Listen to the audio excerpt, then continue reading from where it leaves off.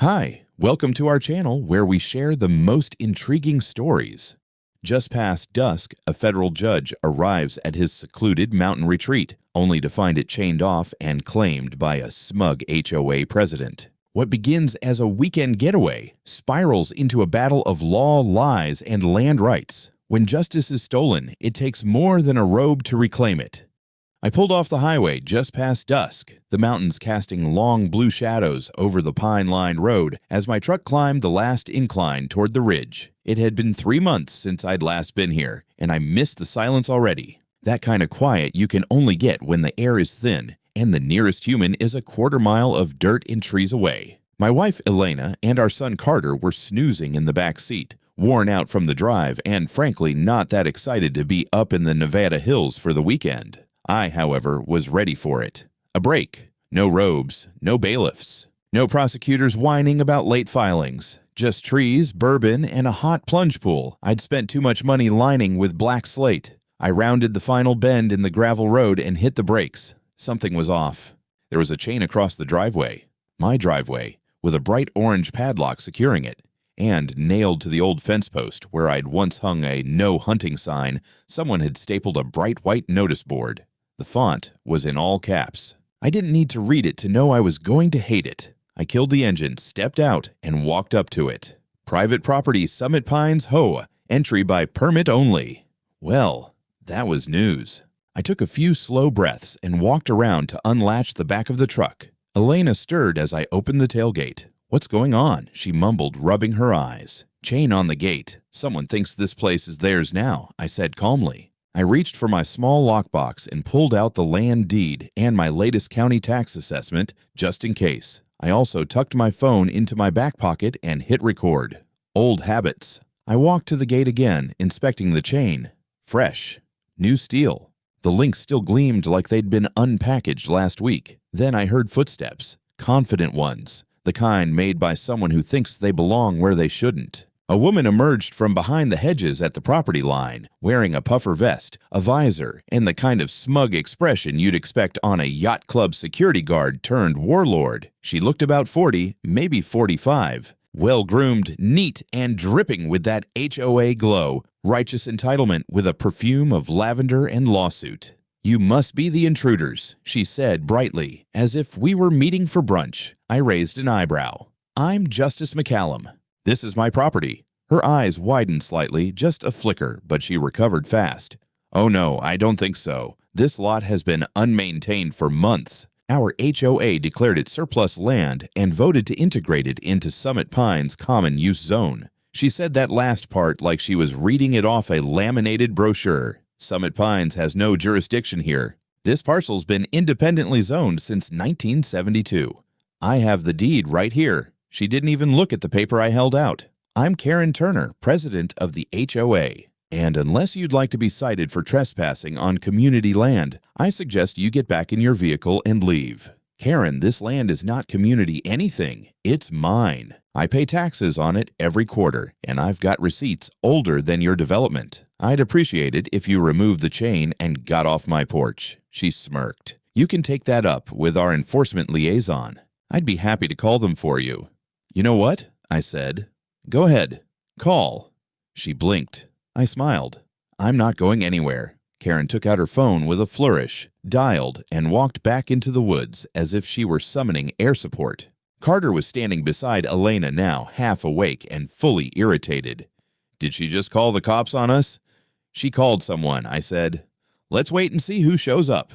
It didn't take long. 15, maybe 20 minutes after Karen had disappeared into the tree line, I heard the distinct crunch of tires on gravel. A patrol car, black and white, crawling up the road like a bored predator, looking for a reason. I stood still, arms folded, watching as it pulled up just short of the chained gate. 2 officers stepped out. One was tall and broad-shouldered, maybe mid-30s with a buzz cut, and sunglasses that stayed on, even though the sun had started slipping behind the ridge. The other was older, paunchier, and looked vaguely familiar. Then it clicked. Officer Brandon Brown. I'd seen him once, maybe a year ago, at a charity mixer hosted by the County Bar Association. He wasn't on duty then, just one of Karen's grinning cocktail companions. A +1 who drank too much wine and called the hors d'oeuvres bougie. Now he had a badge and a look that said this was already decided. Afternoon, I said calmly.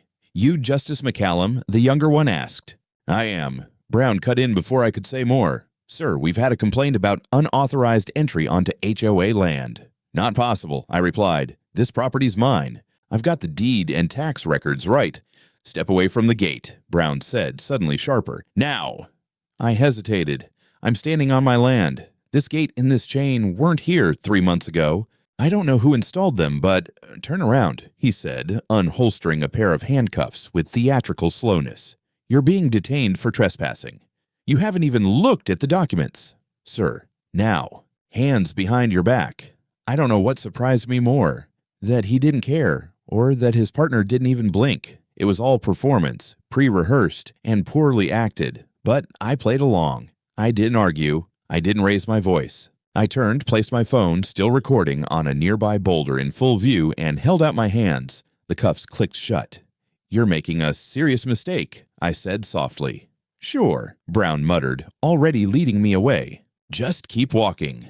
Behind us, Elena gasped. I heard her step back, then silence. I didn't need to look to know she was pulling out her phone. She'd been married to me long enough to understand when things had gone sideways. They didn't put me in the back of the cruiser. Instead, they shoved me into the rear compartment of a black SUV parked in the trees behind the patrol car, unmarked, no dash cam, no plates I could see. That alone said more than anything they'd spoken. We drove for nearly 10 minutes, bouncing along uneven dirt roads deeper into the woods, where even the trail markers gave up. Neither officer spoke. I stayed quiet too, memorizing every turn, every patch of light through the trees. When they finally stopped, they yanked me out and uncuffed me.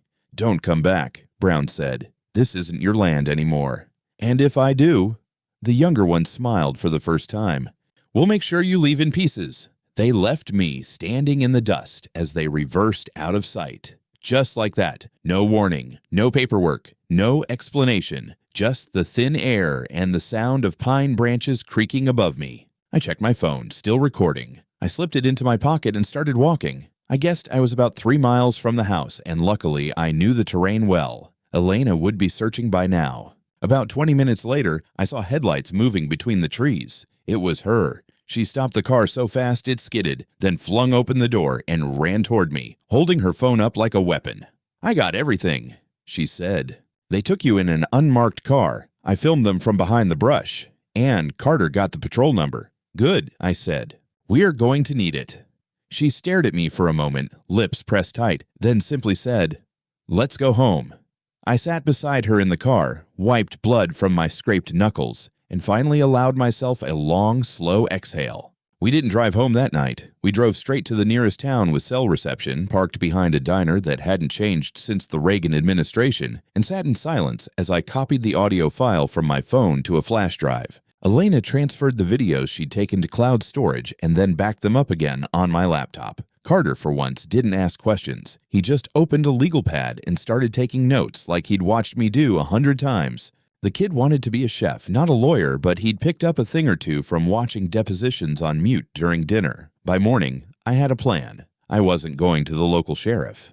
That was a waste of time, especially with Brown still pretending to be Wyatt Earp up there in Summit Pines. This needed to be federal and clean.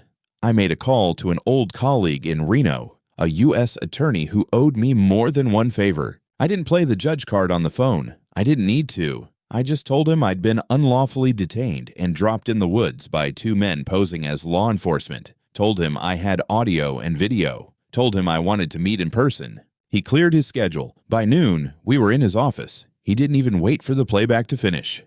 This is bad, he muttered, like indictments on Monday bad. I didn't smile. It gets worse. That land isn't part of any HOA. I checked again this morning. County records listed under my name, unchanged since the purchase. There's no annexation filing, nothing pending in the recorder's office. She just took it. She? I nodded. Karen Turner, HOA president, Summit Pines. He leaned back in his chair, already rubbing his temples. You want us to handle it? Yes. Quietly at first, but thoroughly. I want their certifications reviewed. I want their GPS tracked. I want every complaint ever filed by Summit Pines HOA logged and cross-checked. And I want every other homeowner on the perimeter of that development quietly interviewed. He nodded. Consider it done. Within hours, subpoenas were issued. A federal task force from the DOJ's Civil Rights Division picked up the case. Turns out I wasn't the first to complain about overreach from Summit Pines. They'd already flagged the HOA 6 months ago during an unrelated audit of property tax exemptions. One homeowner had claimed they'd been pressured to vacate a cabin. Another said they were told they'd be fined for not cutting down community-obstructing trees. But no one had hard proof. Just rumors, threats, awkward neighborhood meetings full of passive-aggressive minutes, and nervous silence. We had proof now. Video, audio, eyewitnesses, and a federal judge sitting in a folding chair in a rented motel room with bruises on both wrists. Within 2 days, an investigator from Internal Affairs was knocking on the front door of Officer Brown's home. I heard from my contact that Brown tried to play dumb until they showed him a screenshot of him dragging me toward the SUV with a timestamp and GPS coordinates courtesy of my phone's tracking. The real kicker came from a security camera mounted to a hunting lodge half a mile from my property. The camera had caught a perfect wide-angle shot of Brown and his partner standing at the chain gate, talking with Karen. You could see her gesturing wildly, handing over a piece of paper, and then smugly walking off into the woods. That footage was gold. Pure coordination. I wasn't done. I hired a private attorney, a specialist in land rights and federal tort claims. I wanted a civil suit, one that would hurt, one that wouldn't just punish the players, but dismantle the board itself. While the criminal side moved quietly, I filed paperwork in U.S. District Court against Karen Turner, Officers Brown and Sandoval, and the Summit Pines HOA as a legal entity. The charges? Trespass, unlawful detention, civil conspiracy, abuse of power under color of law, attempted property theft, fraud. And I wasn't seeking just damages. I wanted injunctions, audits, dissolutions. I wanted them shut down. The wheels of justice grind slowly unless someone kicks them hard enough. Within a week of filing the lawsuit, I got word from my attorney, Felicia Grant, a former assistant U.S. attorney with a jawline like a guillotine and zero tolerance for procedural nonsense, that subpoenas were being served. She wasn't just going after Karen Turner and the HOA. She was pulling property records, accessing board meeting transcripts, bank accounts, surveillance footage, and every digital crumb they'd ever left. And what we found was worse than I expected. It started with the plats. Karen had quietly submitted a rezoning request 6 months earlier, claiming that several parcels on the edge of Summit Pines, including mine, were abandoned or in legal limbo. She used internal HOA documents as evidence, none of which had any legal standing. But in small-town bureaucracy, boldness sometimes substitutes for law. The county clerk had stamped them received, and that was enough for Karen to start acting like she owned the mountain. Felicia unearthed meeting minutes from the Summit Pines board that read, like a manifesto, one entry from February. McCallum Cabin remains unmaintained. Vote unanimous to reclaim for HOA purposes. Karen will initiate entry. That wasn't just bold. That was coordinated trespass. And it didn't stop with me. A widower named Sam Connolly had been forced out of his trailer 3 months prior when the HOA declared his land unsanitary and reported it to the health department. Felicia contacted him, and he showed up at her office with a cardboard box of folded letters, fake citations, and photos of his torn-down tool shed. He'd been sleeping in his van since February. A young couple, Trent and Maya, had been told they owed back dues on a parcel they bought from a private seller. Karen had issued her own HOA membership forms, complete with forged signatures and fines already preloaded. The couple had paid over $3,000 before realizing none of it was legal, but the worst was a case from last summer involving an Army vet named Leonard Davis, who'd lived quietly on 3 acres for over 15 years. According to neighbors, he'd received a cease and desist from Summit Pines for excessive firearm storage and was later visited by the same 2 officers who dumped me in the woods. Leonard left a week later. No one had seen him since. Felicia pushed hard. She sent preservation letters to the HOA board, demanded Karen's email archives, and filed motions to depose Officer Brown and his partner under oath. The county was now involved too, grudgingly, and initiated its own administrative review of Summit Pines bylaws and their informal enforcement practices. Meanwhile, Karen was playing the press circuit like a washed-up celebrity with something to sell. She gave interviews to local radio stations, calling me a belligerent outsider who refused to comply with community standards. On one morning show, she claimed I had stormed the property drunk and aggressive, and that the HOA had acted to prevent a dangerous escalation. Felicia smiled when I showed her the clip. She just bought herself a libel suit, she said. That's bonus territory. I stayed quiet publicly. It wasn't out of dignity. I just didn't need to speak. Our evidence did all the talking.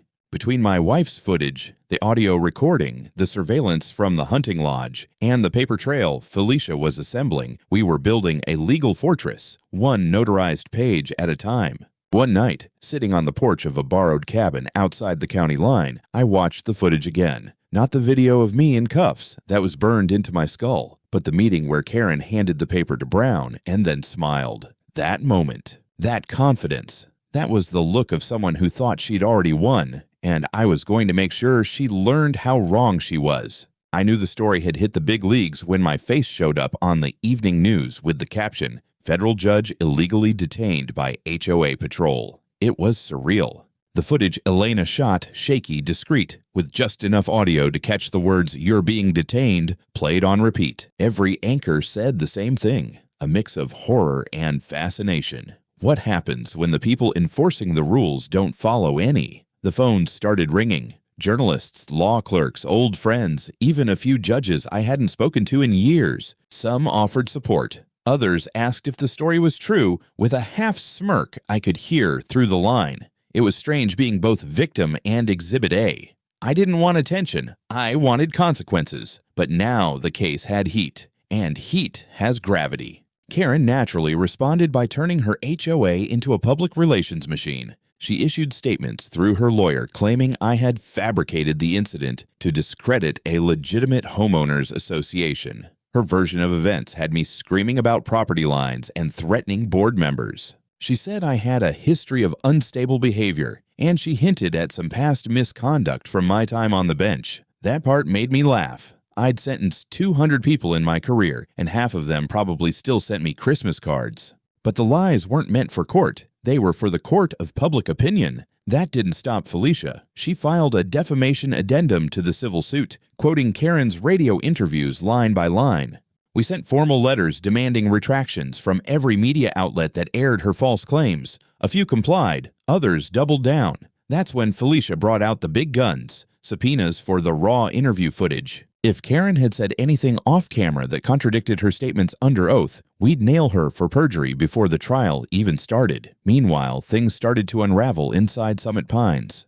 3 members of the HOA board resigned within 48 hours of the lawsuit going public. One of them, a meek retiree named Sylvia, gave an anonymous interview to a local blog saying she'd had concerns for months but didn't feel safe speaking up. Another member, who turned out to be Karen's cousin, tried to claim he'd been misled about the enforcement policies. We weren't buying any of it. They all voted, they all signed off, but the public did what the courts hadn't yet. They turned. Neighbors started leaving notes on HOA signs. Someone painted "Tyranny Zone" in red spray paint across the Summit Pines welcome board. A few residents removed the HOA-approved fencing from their lots in what the media started calling the Fence Rebellion.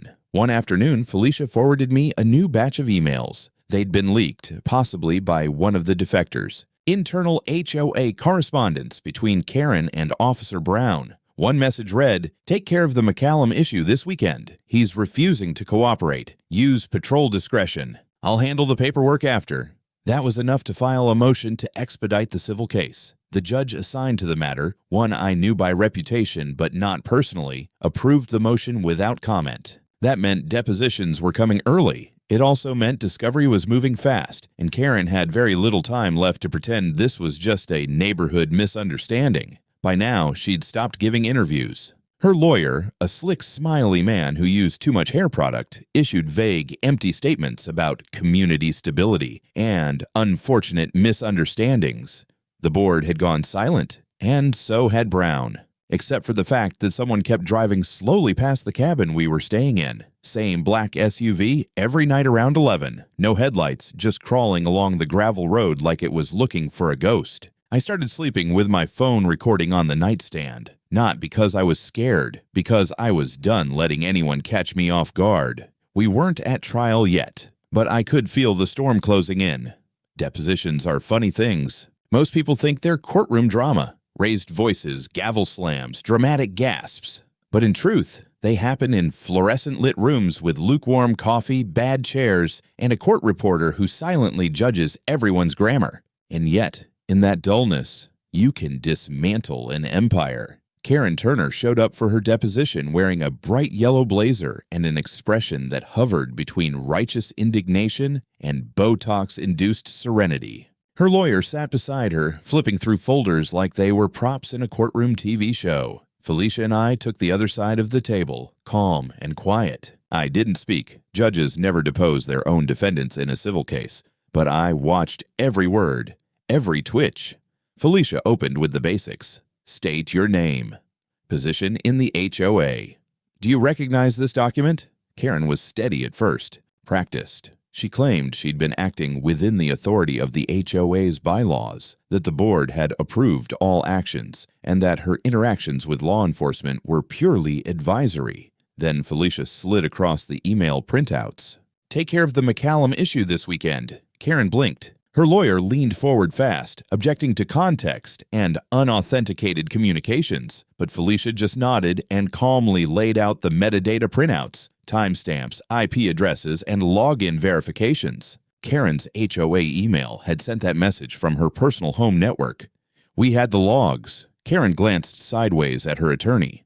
That's not how I meant it. Felicia's voice didn't change. Please explain how else you meant use patrol discretion. The next hour was a slow but deliberate dismantling. Every timeline she gave was cross-checked, every statement cross-referenced. At one point, Karen claimed she'd never authorized physical intervention. Felicia hit play on the footage, my wife's video, where Karen could be heard in the background saying, "Go ahead, he's refusing. Get him out of here." Karen froze. Her mouth opened, but no sound came out. Her lawyer called for a break. The judge overseeing the deposition called in specifically to mediate, denied it. Then came Officer Brown. He looked tired. No smugness, no badge-polishing bravado. Just a man who knew he was caught. His deposition was scheduled for 2 hours. It lasted 7, under oath. Under mounting pressure, he caved.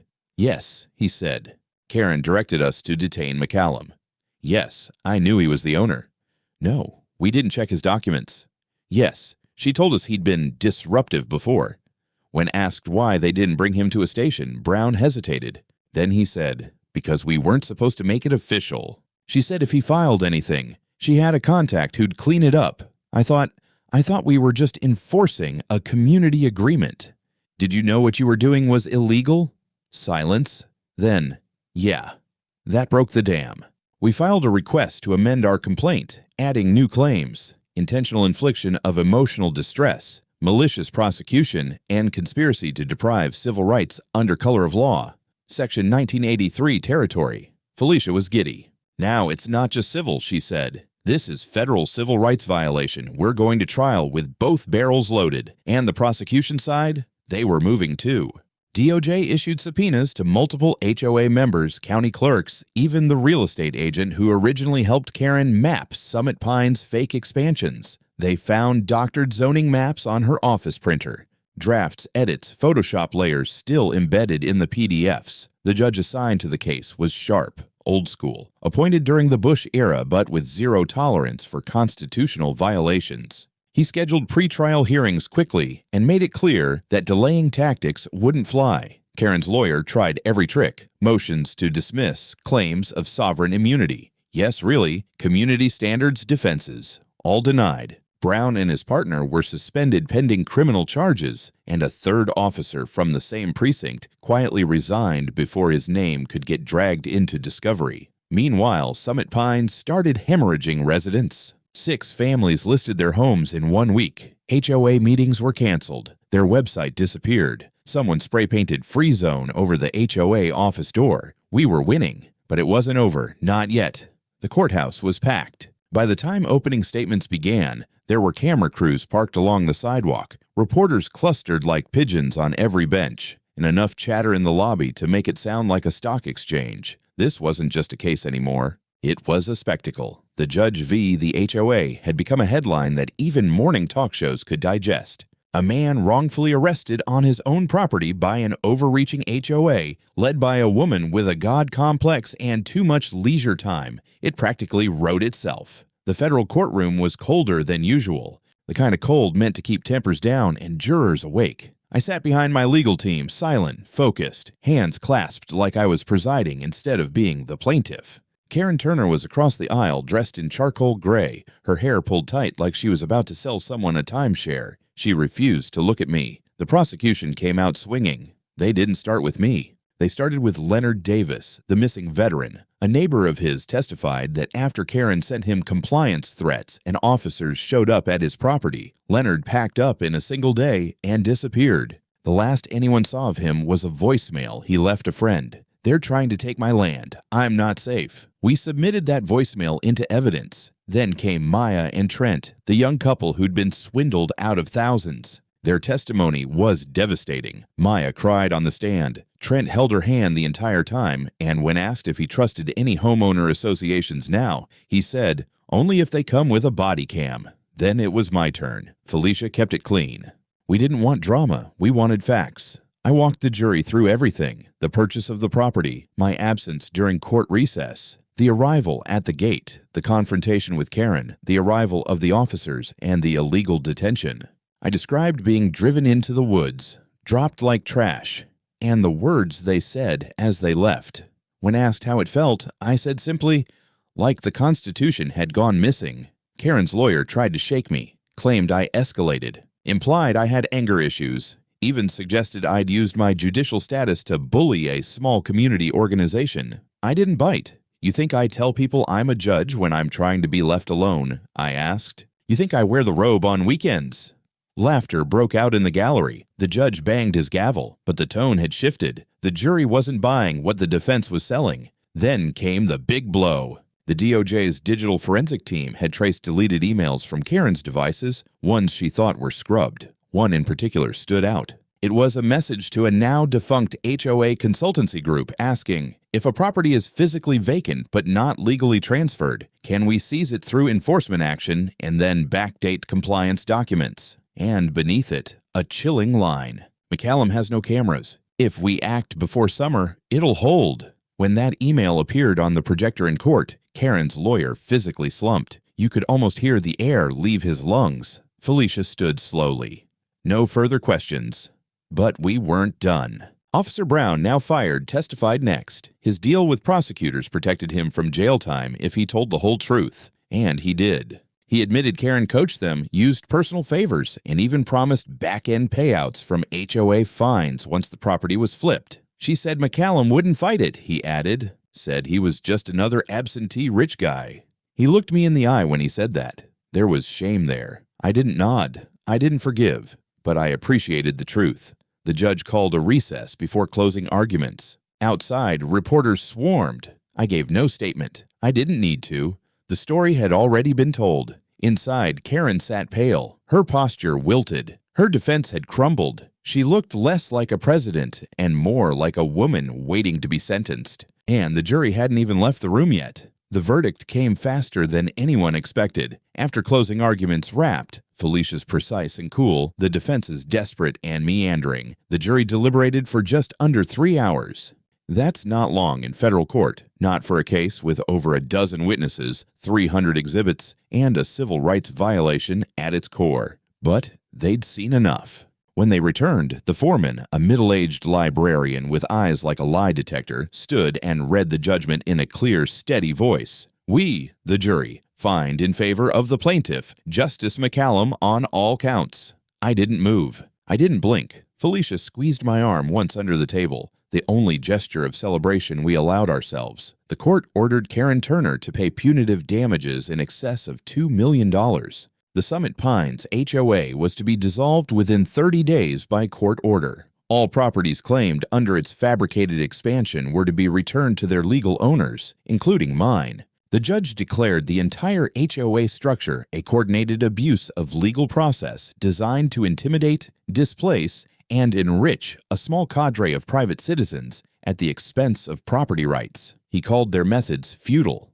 and, for a moment, I thought he might actually spit. Karen Turner was arrested before she left the building. Yes, arrested. The DOJ had issued a sealed indictment based on the additional emails and financial records uncovered during discovery. She was charged with conspiracy to commit fraud, falsification of public records, unlawful detention, and, for good measure, obstruction of justice. Her face, previously so tight with self-assurance, now looked like wet ash. The officers involved were already facing charges. Brown had taken a plea deal in exchange for his testimony. His partner Sandoval refused and would face trial later that year. As for Karen, she was denied bail. The judge cited patterned abuse of authority, risk of witness intimidation, and unrepentant obstruction. The courtroom emptied slowly. Reporters filed out. Cameras waited on the steps like vultures. I didn't walk through them. I slipped out the side entrance and took a cab back to where Elena and Carter were waiting. Carter had made pancakes. He'd gotten into the habit of cooking when stressed. That night, he made them with blueberries and crushed walnuts. I didn't even taste them. I just ate in silence while Elena read updates from the courthouse aloud from her phone. HOA boss jailed after federal judge sues over land grab. Karen gets 20. Yes, 20 years. Sentencing came 2 months later. Between the fraud, the conspiracy, and the unrepentant nature of it all, the court made an example of her. She cried in court, blamed stress, menopause, and miscommunication. None of it landed. Officer Sandoval was sentenced to 10. Brown got 5 and probation after. The entire Summit Pines HOA was disbanded under federal order. All fines previously collected under Karen's rule were refunded. Residents received letters declaring their properties free from HOA control. Sam Connolly got his trailer back. Mai and Trent bought a new lot, miles away with no HOA in sight. As for me, I went back to the cabin, but not before installing a full security system. Cameras, alarms, motion-activated floodlights, and remote monitoring linked directly to my phone. Carter helped me install a new steel gate, and Elena hung a fresh sign at the edge of the driveway. It read, "Private property. No trespassing. All Karens will be prosecuted." I let it stay. I never asked for this fight. But if it taught me anything, it's that the law doesn't sleep just because you do. Sometimes you have to wake it up yourself.